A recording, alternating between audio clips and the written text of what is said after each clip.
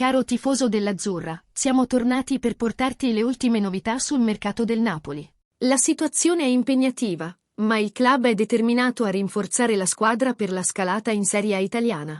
Oggi discuteremo delle possibili aggiunte all'attacco, con enfasi su Gonge e le voci su Dennis Mann. Non dimenticare di supportare il canale mettendo mi piace e iscrivendoti.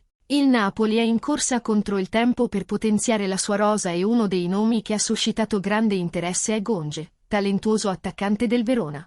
La trattativa, però, è tutt'altro che semplice, poiché il Verona chiede per il trasferimento circa 11 a 12 milioni di euro. L'accordo è ancora lontano, ma la squadra partenopea è impegnata a cercare alternative per rafforzare il settore offensivo. In mezzo a questi movimenti sono emerse voci sull'attaccante del Parma, Dennis Mann. La stampa rumena ha collegato il giocatore al Napoli, ma per ora non c'è alcuna conferma ufficiale di questa notizia. Mann si è messo in luce con il Parma in Serie B, essendo un giocatore importante, ma l'interesse del Napoli non sembra ancora concreto. La finestra di mercato di gennaio è una sfida, soprattutto considerando le richieste dei club in vendita.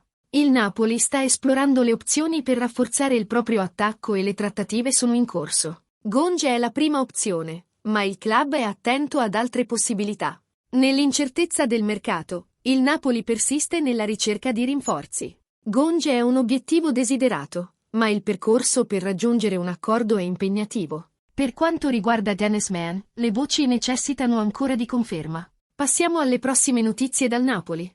Oggi vi porto notizie calde, rilasciate niente meno che da Gianluca Di Marzio, il famoso giornalista di mercato. Il Napoli sta avanzando nella ricerca dell'ala tanto desiderata, Traoré. Questa mossa sta guadagnando slancio e, secondo le ultime informazioni, l'operazione potrebbe essere completata nelle prossime ore. I contatti sono stati intensificati e le trattative sono in fase avanzata. Traoré, noto per le sue abilità in campo, potrebbe presto indossare la maglia azzurra.